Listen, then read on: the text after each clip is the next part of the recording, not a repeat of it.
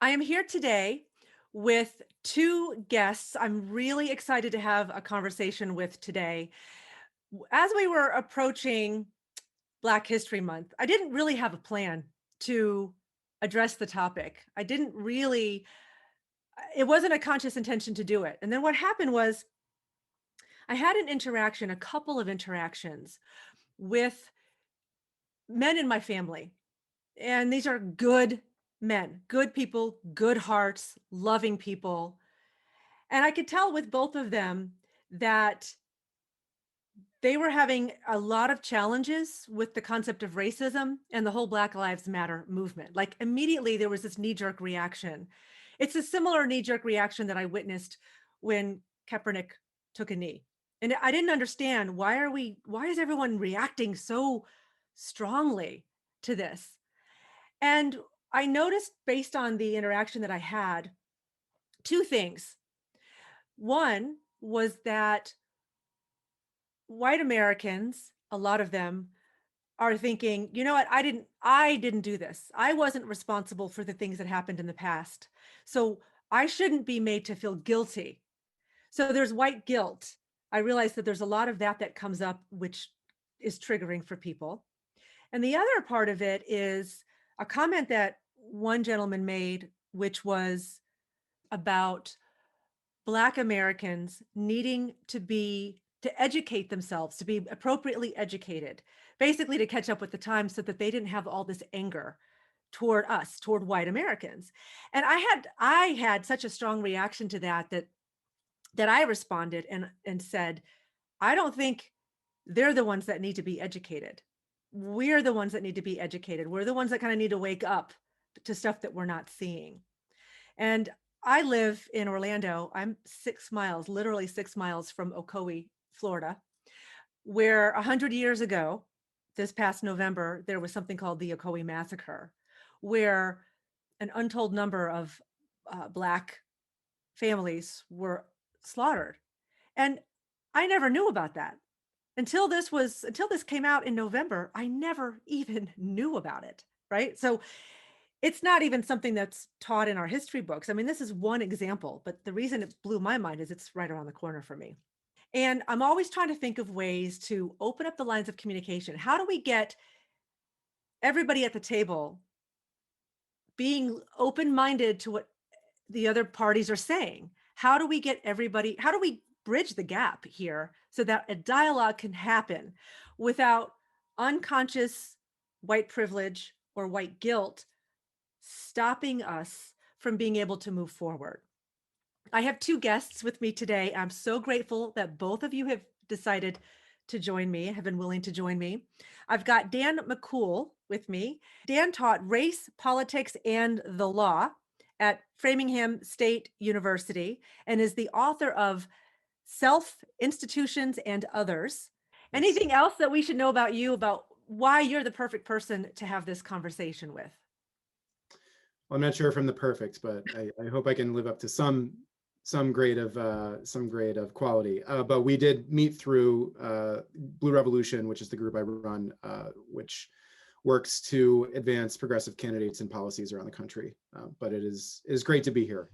I reached out to Alicia Jones McLeod. She is the executive director of Challenging Racism, a nonprofit organization whose mission is to educate people about the prevalence and inequities of institutional and systemic racism, giving them the knowledge Mhm. and tools they need to challenge racism when they encounter it and where they encounter it. Anything else? Exactly correct. Exactly correct. That's exactly what we do on a regular basis. And we do that through a number of different ways, which I think we'll talk about a little bit. Yes, absolutely. Absolutely. Mhm. So I kind of wanted this to be a roundtable discussion where we could just explore where we are in America today. And rather than I think when some people hear certain words are so emotionally loaded that people immediately shut down, like God, right? You say the name or the word God, and people immediately have all kinds of preconceived ideas that trigger things, and they oftentimes will shut down to anything outside of what they already know and already believe to be true. I think the word racism has that effect on some people in the United States. So, what I wanted to do was look at this from the perspective of the way I see it is white Americans have the responsibility at this point to notice and recognize where they're unconscious about this, because a lot of people don't think they're racist. They don't believe that they're racist. And some people blatantly are. We saw that with, all the Confederate flags and everything that happened on January 6th. There's plenty of that's out in the open. That stuff had to come up and out, and now we know what we're dealing with, right? But there's a lot of unconscious racism. And so that's kind of what I wanted to address today. And and I would love your help in helping people to understand or recognize if that's happening to them. Am I being unconscious in my white privilege? How would a person recognize that? Yes, I want to challenge the terminology just a little bit. Sure. So I think that we can call it passive, Mm. but not unconscious. I think that there is enough information in the world that we have access to that we need to be seeking it out. So it can be passive. Maybe you just didn't do anything about it, but it's not unconscious. So I'm saying that passive racism is a place where something happens to someone and we don't do anything to stop it. So it's a negative thing that happens to someone and we don't intervene. And intervening is really what you are called to do. So as a person with white skin privilege, which is what we call it, white skin privilege means that doesn't mean that you have every privilege in the world. I don't have every privilege in the world. You don't have every privilege in the world. And I will tell you, LGBTQ people will tell you that. People that are differently abled will tell you that.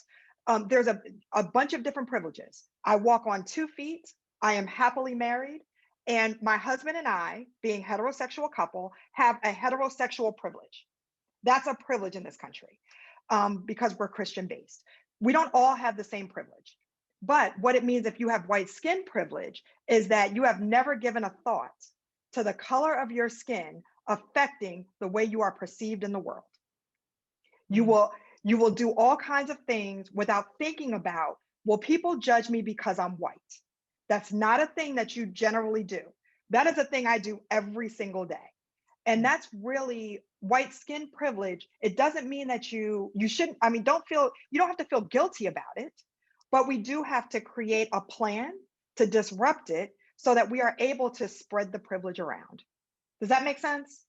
Absolutely. Absolutely. And I've heard it said it's not enough just to be not racist. You have You to have to be be anti-racist. Yes, yes, Kendi is awesome. So yes, you have to be anti-racist. You have to disrupt, you have to dismantle, and you have to use your privilege for good. As I tell my children, use your superpowers for good. If you have one, use it to help other people.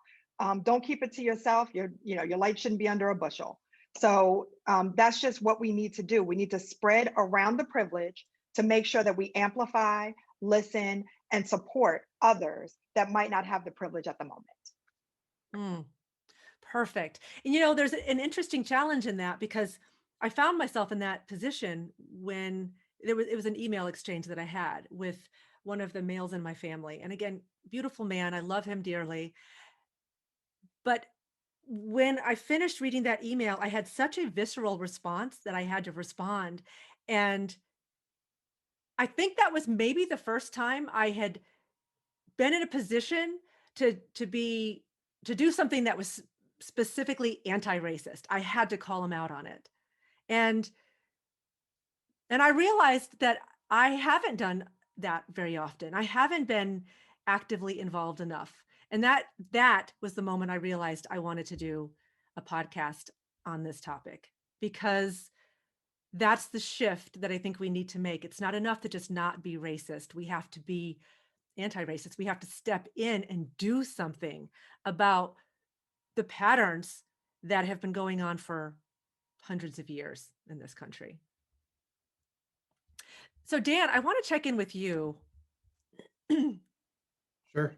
Any thoughts or comments that you want to insert here? Yeah, in I agree with, everything that's been said so far. And I think that the place that I come to this from is the notion that, um, a couple things about sort of anti-racism. Not enough to be not racist, but to be anti-racist. I think that there's a few different angles on that thought that people struggle with.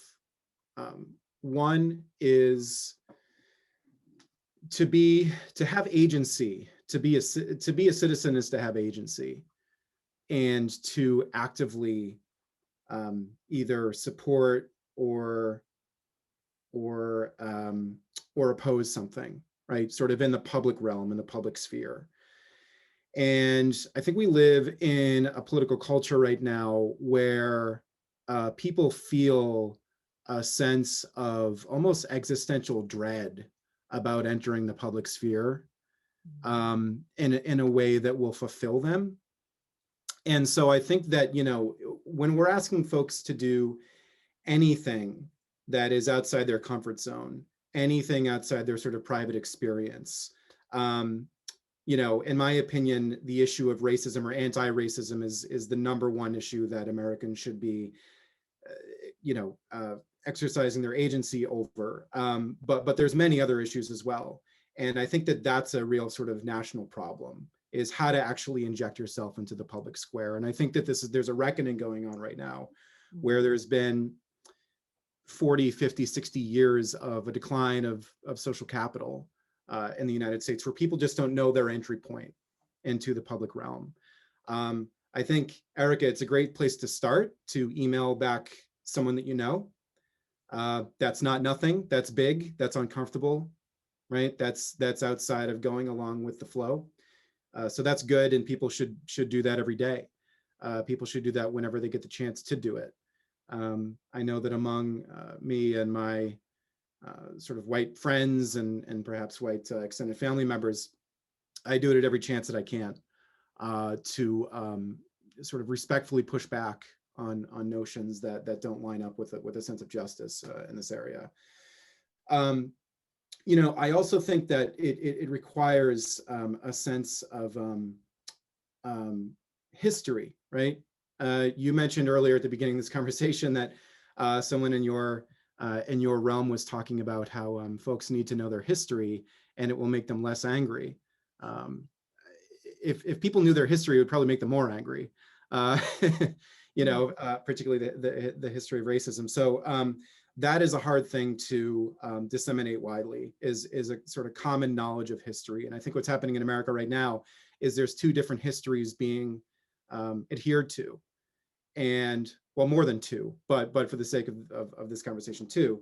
And a lot of the controversy over the Trump administration trying to roll back the 1619 project and take some of the historical knowledge out of the public realm was an attempt to sort of do what this person in your realm was saying, which is to say, let's whitewash it.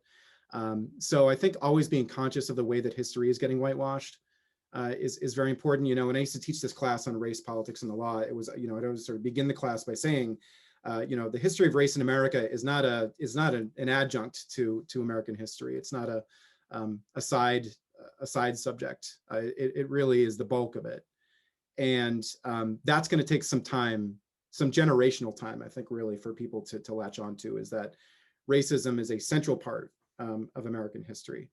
And that's going to take some time and some effort from all of us, I think, to disseminate. Yeah, and very good points, and thank you for sharing that. Part of my background is really looking at our social conditioning on an individual level. We come into this world and we're wide open. We don't even begin to develop a filter for the incoming messages that we receive from the world around us until at least the age of 7. Somewhere between the ages of about 7 and 11, we start to develop a filter. And usually by the age of 15, that filter is pretty firmly in place, which means that up until the ages of 7 to 11, up until at least those ages, everything we hear from our religious leaders, our political leaders, our teachers, um, the media, our parents and grandparents, everything we hear, we take in like a sponge, and it becomes a part of our self-concept and concept of the world. It becomes a part of our paradigm. It's the way we filter and perceive everything. And we don't even realize that this is happening. So we become adults, and everything we've been taught or not been taught, everything we've experienced, everything we've witnessed, everything we've overheard some racist uncle say, all that stuff is coming in, and it's becoming embedded into the very lens through which we perceive reality. And so what's happening is now we get to be 20, 30, 40, 50, 60 years old. And as far as we're concerned, this is just the way the world is. There's no questioning it. And so I guess that's what I meant by the unconscious, like bringing the unconscious into the conscious awareness, because then we have choice. And that's why it blew my mind so much when, after what happened with George Floyd, that was a big awakening for a lot of people. And suddenly I started learning about and hearing about things in history that I never knew, like never knew. Talk about whitewashing, that it just was not even a part of my reality. So when you only have one reality that's being pushed and taught, and there's nothing to bounce that off of, there's no alternative to it, you get stuck in that perspective. And it's like asking a fish to describe the water that it swims in.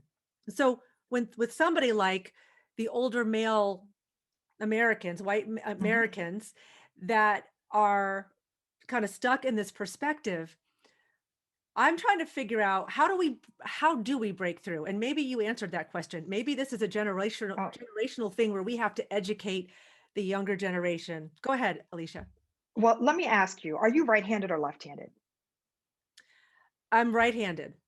Okay. I am also right-handed. Have you ever met anyone that was left-handed? Do Yes. you know anyone? Okay. If you ask them about the issues of being left-handed, they will share with you a litany of different things that you never ever saw. That's the way that we explain privilege. It's you going through the world as a right-handed person, not even noticing that the person sitting right next to you has issue on top of issue with the microwave, with zipping pants, with all of these things Mm. that you do very easily and don't even notice. So there's actually a video, left-handed versus right-handed. Just watch one, and you'll see all of these things, and you'll be like, oh my God, like even the way your notebook and your calendar open, like all of those things are made for right-handed people. That's Mm. the same thing that we need to take into understanding white skin privilege and the disadvantage that other people have in living in the same world. That it's when things are made for the majority, the people that are not the majority suffer. Like that's it's just the way things are. Mhm. So when you have one group making all the rules and you have another group that has to live by them, that's not being taken into account and they don't have a voice, it's challenging. So when I say that there's an invisibility of privilege, it is like the water that the fish is swimming in. But at some point, we have to realize that there's water there. Mhm. Otherwise, as a person, you will get wet. So we have to figure out, how do we tell people that they're swimming in this water, that this water exists and they need to see it. We learn that air exists. We don't all see it, but we learn that it exists. We accept it. We accept that we need it and it's necessary for us to live. That's the same way that we need to look at systemic racism, that we need to understand that it's built into our systems. There's very little currently that the regular, ordinary white citizen does to exert their privilege. I mean, there are some people, we've seen them on YouTube, that do things that are just, you knew that was privilege. You knew, you knew when you called that number that that was using your privilege. But most people do not go through the world trying to hurt other people. That's not what they're doing. They're just moving through the world. And as they move through and they have that privilege, it is, you need to dismantle it, look at it, dismantle it, understand it, and then use it to help others. That's really how we're going to get to a place where we have equity in our systems. And when you come back to me, I don't want to keep going because I think Dan wants to say something too. But when you come back to me, I can talk a little bit more about ways that we can do that, the steps that people can take in order to do that and incorporate into their everyday lives. Is that helpful? That's great. I mean, that analogy of the left and versus right hand is a perfect way to put it. When I was having that interaction, that email interaction, I was trying to, I always try to put myself in in the other person's shoes. But in this situation, I was trying to put myself in the shoes of um, being marginalized, what it must be like. And I even said, can you even imagine how lucky you are to be a white American male? Like, do you have any idea that you're at the top of the totem pole? Like, that's the luckiest. I consider myself lucky because I haven't got to fight those same battles as Black women do, but I'm still a woman. I still have 100 years ago, I didn't have the right to vote. We didn't have But the right. have you been in a meeting where you say something, and then if you've been in corporate America, every woman that I know that's been in corporate America has been in a meeting where you make a suggestion, and then some guy says exactly what you just said, Yes, yes, and then it's like, oh yeah. Instead of amplifying that you were the one that came up with it, they take it and they move along with it. Not every man is like that. I'm not saying that, but right. that's the same issue that we got to stop. We got to stop and acknowledge where it came from. So being a woman is being othered. Even though we're half the population, we're Right. still othered even today. Yeah. Yeah. And those are the things I pointed out. And I basically was trying to get him to look at, do you have any idea how lucky you are? How blessed you are that you don't even have to think about these things. And, I consider myself blessed, like that I don't have to, like you said, I don't have to question about whether or not the color of my skin is going to be an issue today. That doesn't even enter my mind. But the fact that I'm a woman does.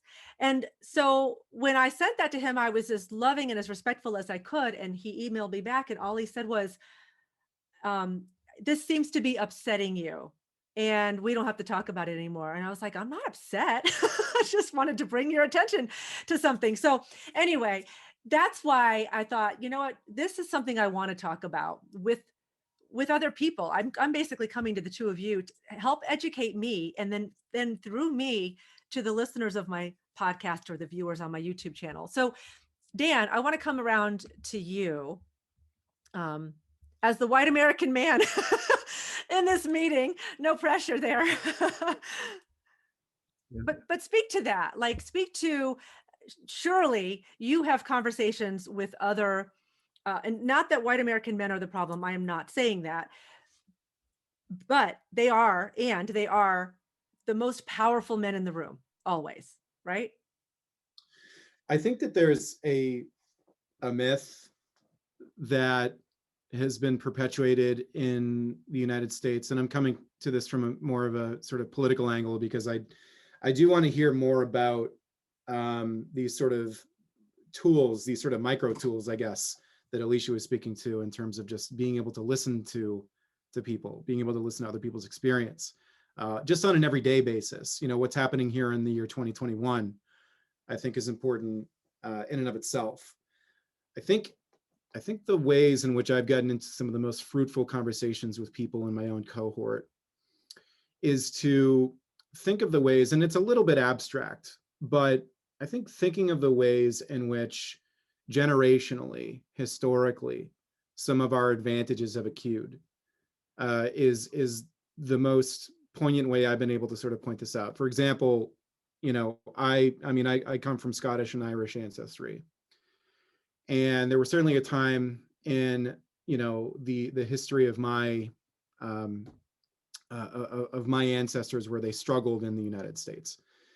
There was also a time when they were paid a lot of attention to and given lots of benefits when they went out into the public sphere and demanded them, right? So my great-grandfather, who obviously I did not know, or my great-great-grandfather, I'm sure, did not have a lot of protest against the idea of housing for the poor, right?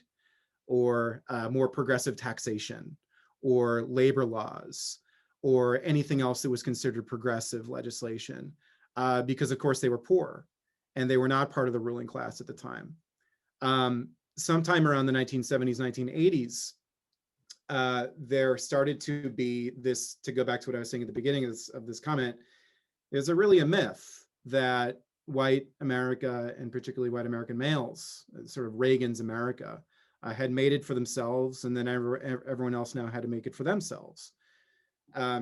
This is patently false. there's been goodies and subsidies and extended rights showered upon white Americans for hundreds of years now. And sometime around the early 1980s is when I think white America at large, not everyone, but at large, sort of shut off the spigot and said no more goodies for anyone, because we made it ourselves and everyone else has to also do that.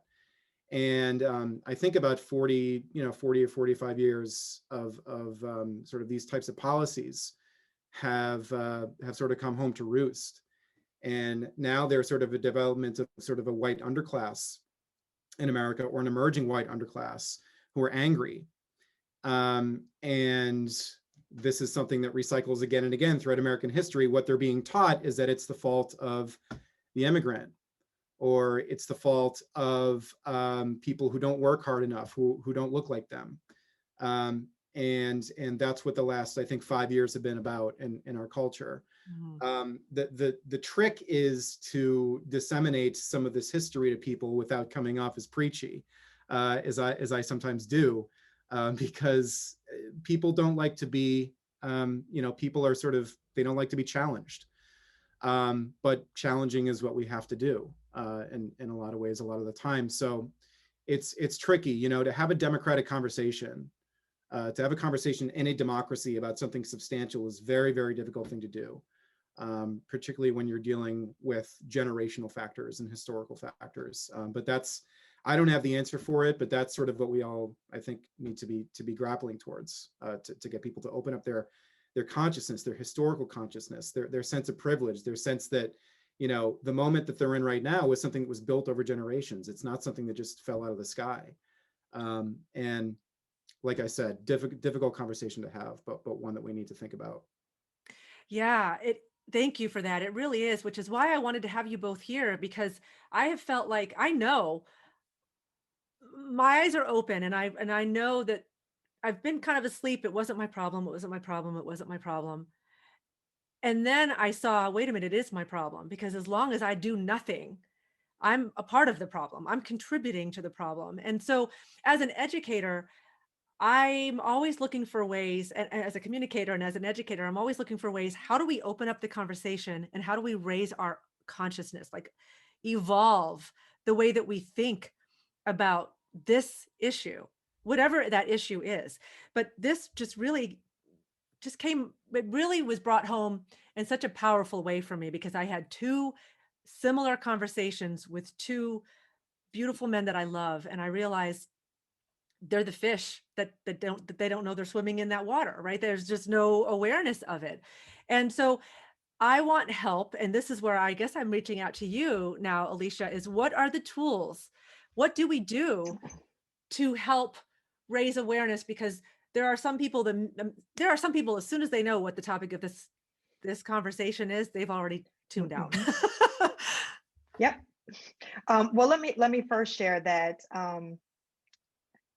one of the things that you can do is find ways to explain conceptually to people what it is that is going on, right? Like I just explained to you, left-handed, right-handed, Mhm, and correct. that hit home for you. Use that again and again. Show people a video, like try to reach them where they are. That doesn't make them feel like it's an us and them conversation. So that's part of the work that we do at Challenging Racism. We don't want to. I have no desire to make people feel terrible about who they are. Like that's not who I am. I'm about uplifting everyone, making sure that we're equitable, that we're all doing well. Rising tide lifts all ships, right? Like, so that's what I'm about. So when we look at it in a way that doesn't put us diametrically opposed, it's easier for us to have those conversations. Now, I will say we have access to all kinds of technology, all kinds of books and learning tools and articles and everything. So here are two things that I ask people to do. One, there is a 21-day racial equity habit building challenge, which is put out by Moore and Associates. I'm doing it right now. As a matter of fact, I got my podcast that I'm going to listen to queued up right after this one. But it's a way to bring different ideas into your realm. And not all of it, I mean, there's a lot of historical context, but there's everyday context, just hearing and normalizing voices of other people and other types of people, people that come from different backgrounds, people that are diverse, that's helpful. So normalizing race in your own life is helpful. If you have kids, if you don't have kids, if you have a spouse, if you have a family, there are ways that you can bring in other voices into the conversation without shoving it down people's throat and making them feel like, well, you're a terrible racist. I don't want to be your friend anymore. It can be gradual. So introduce some other voices. So the thing that I ask people to do is, if you like, I don't know what you're into. I love podcasts. I absolutely love them. I have a whole list. I'm very into podcasts and I'm very into politics. So those are two things that I love and passions of mine. If I'm listening to a podcast or following a political writer or commentator, maybe what I need to do is add another voice, add someone that has an Asian background to that same list. They're still talking about politics. It's still my passion project, but it's adding a different perspective and a different voice that gives me more perspective. Does that make sense? It's just deepening the layers of the ways that you can add people into your life. The second thing is really making it a conscious effort of doing one thing, one small thing every single day that can help you to normalize the other voices in the world, so that you don't feel like, I also watch TV. So I don't know if you watch TV, but I watch TV. So I watch a show, like I watched Bridgerton. Have you seen I Bridgerton? loved it. I know, isn't it lovely? I love it. Shanza. When I watched that show and I see the way it's an imaginary world where, imagine back then Mhm. that blacks and whites lived equally amongst each other. There was no difference. And I remember thinking, imagine how different the world would be today Yeah. if that had happened that far back. That's kind of But my, even seeing them in a relationship, Mhm. it's normalizing a relationship between two people from different ethnicities. Who would have thought? So Right. like just having that kind of stuff. I mean, Sesame Street tried to do this a long time ago, but I think the conversation got lost in translation. But that's really what we need to do as adults. Let's normalize what it is for different people to come together with differing perspectives and then talk about their story. Now, I do have one other thing to say. The Mhm. mute button. The world of Zoom has helped in communication so much because we have a freaking mute button. When you are listening to someone's story, when you are trying to be open and hear where someone is coming from, use your friggin' mute button and take notes. Do not interrupt. Listen and hear their full story without you having to say a word. That's a challenge. And Mm. I challenge people to do that when they're listening to someone with a differing perspective. And that's why I think that Zoom was a godsend for this current political climate, because you hit that mute button and don't say a word. Listen to what they have to say uninterrupted and hear their entire story. And then afterwards, when they invite you to ask about it, ask a question that shows that you were listening. Mm. Brilliant. Communication 101. Okay, Yes. I'm all done. Brilliant. Love it. Thank you. Thank you for that. Thank you. I don't even have anything to add. That's beautiful. I love it. Dan, I want to circle back around to you. I kind of want to keep my mute button on though now. Not to go full circle, but but I will take it off and answer your question for sure. So, is there anything when you're teaching on race and politics and race and the law, what kinds of things do you share to help raise the awareness of the people in that class when you were teaching that class? What kinds of things? Because okay, so here are some of the things that I've heard, right? But Black people commit more crimes. But all of these stereotypes that people have come to believe that may or may not be true. I had a text exchange with somebody where I was actually sending, well, actually, if you look at statistics, that's not true.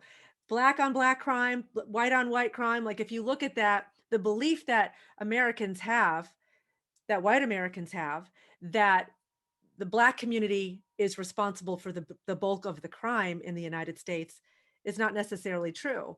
And I've noticed that the younger generation is starting to parrot some of that. We've got two teenage boys, and we've been having conversations with a lot of this stuff about them, with them. And I've started hearing some of that stuff come out of their mouth. And I said, wait a minute. I actually sat them down. The four of us sat down and we watched the movie 13th. And when the movie was over, I wanted to talk about it. Like, okay, what is your thought about this? About how our perception of what's really going on, how do you believe that that's been impacted by what you're being shown by the world around you? And honestly, they were so shell shocked. They were silent. Their only response was, I'm still processing that. So I felt like I did my step parent duty of the of the week by sitting down with them and at least having them watch that video and imparting some other information into their ears that is not necessarily lining up with what they're hearing. So anyway, so over to you. What can you tell me Well, I mean, I think for one thing, like, I mean, I've learned a lot from this conversation by just these very, I'll call them just like empathy hacks, right? Like, what is it like to be a left-handed person? That's a really, sort of just everyday question that you can ask. So just, I mean, honestly, I think just listening. I think that there needs to be a lot more listening in the country. And listening is different from just absorbing. Listening is different from just passively sitting there staring, right? It's not a screen that you're talking to. It's not a TV show that you're talking to. It's a person that you're talking to when you're listening to other people's experiences. So I think just a deep sense of listening, right? A deep sense of what does it actually mean to put yourself in someone else's shoes. And I think that, our political world has almost conditioned us in the last several years to not want to do that because it's scary, right? It means that you might have to change your own behavior, and people are scared by that. So I think just these sort of, like I said, sort of empathy hacks that Alicia was sort of speaking to, and but I think like if the problem is you can't sit all of America down and put them into a classroom, right? At the same time, but to the extent that you can, and to the extent that people sort of are willing to do the reading and the viewing and the listening and listening to shows like this and watching educational material on this and everything else. Look, what I tell my classes is that I mean, slavery was not that long ago. Jim Crow America was not that long ago. I mean, Jim Crow America existed 55 years ago, right? 55 years, we've only had full democracy, an attempt at a multiracial democracy in this country for 55 years. Think about a person who's 55 years old, right? It's not that long ago. And, the things that we come to believe in our sort of everyday consciousness, I think that we were sort of using different words to describe this, whether it's unconsciousness or sort of just passive racism, as Alicia was calling it. I mean, those are the product of sort of long-standing generational glacial assumptions that we have as a population. So this stuff is new. The idea of trying to have a multiracial, equitable democracy is a new thing, relatively speaking. And 55 years for a young person seems like a very long time. But once you get, once you get a little bit older, it doesn't seem that long. So I think that just kind of letting people know and sort of framing things as, when you look at the broad swath of American history, slavery has existed here longer than non-slavery has. Some sense of racial apartheid has existed here way longer than a non-apartheid period, right? I mean, if you go all the way back to 1619, right? I mean, count how many years that is, and 55 years in the post-Jim Crow era. So, and now, I mean, I think that we've become so lackadaisical about understanding this history and this kind of basic civic, these basic civic facts that, when I was in college for, getting a political science degree back in the early 2000s, there was a lot of talk about how the Jim Crow South and sort of voting restrictions and voter oppression, this is something that happened a couple generations ago, but we kind of solved that, right? And we became so lax about it that it's roaring back with just incredible intensity. And it's not the same as it was in the 1920s, 30s, and 40s and 50s. It's not as explicit, although sometimes politicians will slip up and accidentally make it explicit. But I mean, it's roaring back because of the fact that we just haven't been aware of our history. So I think, again, not to be redundant, but to round back to what this your interlocutor said in your circle at the beginning, people need to know their history. I full-heartedly agree on that, right? That people do need to know their history, and it would make them more active, and it would make them more conscious of race, not less so. So I think that's a national endeavor. That's a generational endeavor. Mm-hmm. Yeah, great. Thank you. So educate ourselves and be open and empathic to other people's experiences, and be willing to step out of our comfort zone. I know that. So I have a page. I have a page. One of my business name is Empath Yoga, and it's very much about this heart-centered, compassionate way of being in the world. And I shared a couple of things around politics because it relates. There's this misconception in the spiritual community that you're supposed to just float around in the ethers and you're not supposed to talk about anything substantive because you're just supposed to be happy and blissful and peaceful all the time, which I call that spiritual bypassing, and it's kind of a pet peeve of mine because it's just not really grounded in reality. So I talk about real life issues. And there have been a couple of people that have just attacked me on my page because I thought this was a yoga page. I thought this was about spirituality, and somehow there's this disconnect. And so I guess it's outside of my comfort zone to have conversations like this, which is why I want to do it. Because I feel like that's how we continue to grow and evolve, is we're always kind of pushing up against our edge of what's comfortable for us. And that's why I wanted to have you both here, because I know there's so much for me to learn. And if I can help in any way get this information out there, I want to be a part of the solution and not a part of the problem.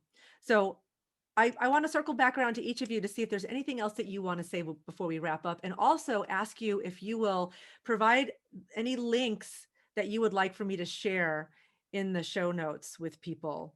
Like you were talking about that 21-day podcast challenge. I love it. I will totally do that. And so I would like to be able to share that. So before we wrap up, Alicia, is there anything else that you want to say? Do you feel like there's anything that we haven't touched on yet? Yes, I wanted to, I told you I was going to take some notes, so I didn't interrupt, but I did have a point that I wanted to make to you personally, Erica, that I want you to have a community that surrounds you, that supports you in this work. So there are enough people that are white skinned that want to be better. Find some of those people.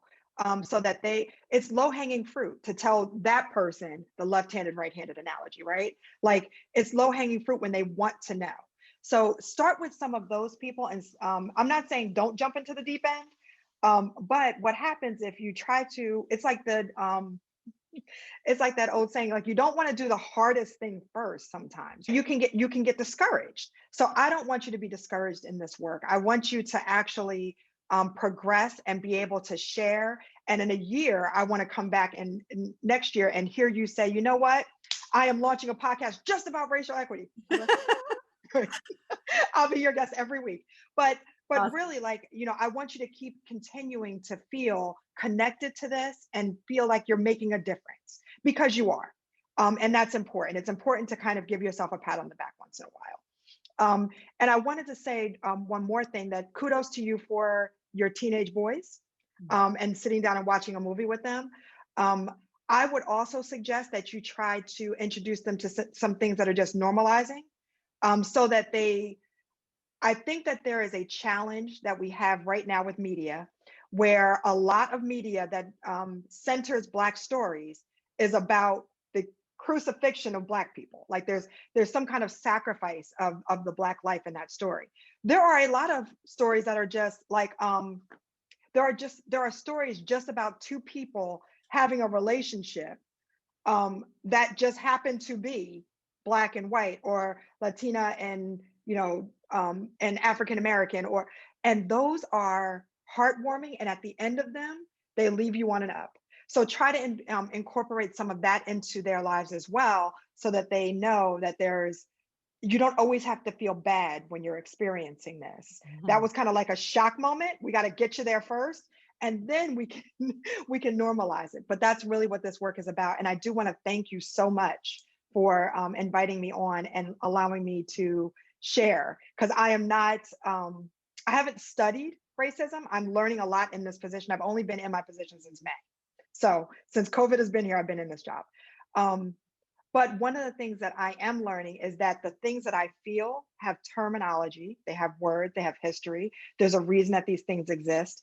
And as I gain more of that knowledge, I'm able to understand more of what is underpinning the systems that are in our country today.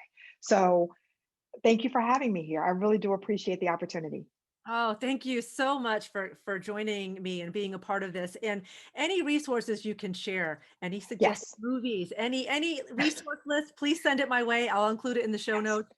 And then Yes, we're having a movie watch club. We're doing that. We're doing I Am Not Your Negro, which is the James Baldwin experience. So yeah, I'll shoot you some information that you can just share with anyone. great, awesome. That's perfect. Thank you so much. Thank you so much. And how about you, Dan? Anything that you want to say Uh, before we wrap up? sure. I just, I actually, to that end, I just watched I checked out the page this morning, challengingracism.org, and I had been meaning to watch the Baldwin documentary. So I did this morning before this to kind of, um, you know, uh, get into some of the source material that y'all have been disseminating, and fascinating look at, not only the way that this conversation is had, centered around race, but just around sort of American culture in general, and why it's so difficult for people to have these conversations. I think that it's important for people who are trying to spread this conversation to understand why it's so difficult for people to have it. And I think that documentary did it better than any I've seen in quite some time, or anything that I've read. Um, and I think Erica, just to a point that you made earlier about sort of going to your community, and sort of people don't want to talk about politics. They want to go, and sort of, yoga and sort of spirituality is this place where you sort of get a refuge from politics. I mean, I hear that as a political scientist, and it makes me sad, because I think that politics is a place where you can go and actually find some, politics should be a place for liberation, and for, character building, and for education, and for democracy, and sharing ideas, and gaining empathy, and becoming a better person. So, I hope that someday the political realm is different than it is now. I think that we're on our way. It's been such a place for ugliness, I think, in the last several years. And so I hope that it's a place where people can actually find refuge, and sort of find themselves, almost, so to speak. Right now we're trying to do a lot of work in Blue Revolution to sort of make sure that people are still getting out into the political realm to fight for justice, and to fight for equality, and to fight for these things, but to be able to sort of take a break from it. So it's like, I understand why people don't want to mix politics and sort of self-care, but I would love to get to a place where we can. Mm. I'd love to get to a place where politics is actually redemptive, rather than something that's just a cacophony of a race, a race to the bottom, and a cacophony of madness. So hopefully some of these conversations that we have can find themselves in the political sphere, and not just in kind of the private spaces. But I think that, I would endorse what's happening over at Alicia's organization, challengingracism.org, as a resource, because I did check it out all morning, and it's truly fantastic that democratic-minded citizens are having these conversations around the country, and we need to support them. So I applaud the both of you for all the incredible work that y'all are both doing. Thank you, Dan. And I have to say, being a part of the Blue Revolution group, that was a lifesaver for me, because it helped me feel like I was a part of a like-minded community, and still is. It's really wonderful, and I can't say enough things about it. And thank you thank you for doing what you're doing too. And if either of you, I have reached out, I've put feelers out. I have wanted to interview somebody on the topic of spiritual activism, because there's a disconnect there. When I put that out there, I always get crickets, because like you've said, there's this disconnect where the spiritual world is out here and then there's politics is over here, and the two, they never want them to cross over. And I would like to change that. I would like to have a deeper conversation about spiritual activism. The closest person I've seen who attempted to tackle that was Marianne Williamson, and she was kind of vilified because, you know, they made fun of her. They weren't ready for someone to bring that level of conversation into the political arena. So if either of you have anybody to recommend, by all means, please do. I do. Yes, I had a feeling you might. Okay, we'll talk after this. Anything, Alicia, I saw you taking notes. Did you want to say anything else? I did just want to say that if you ever need anything else, if there's anything I can do to support you, help you get this message out, let me know. I am but an email away. We connect, and I'm going to look at this Blue Revolution thing, because I'm like, am I missing out? Like, maybe I need to be on another. You're gonna love There's it. another calling for me. Yes, I'm going to look. We're partisan hacks, but for a good cause. So, you know. That's okay. That's Yeah. okay. Well, thank you both. Thank you both so much. I definitely feel supported in this conversation, and I'm definitely going to be continuing to reach out to both of you. So thank you so much, and we'll talk soon. Thank you, Erica. Thank you, Erica.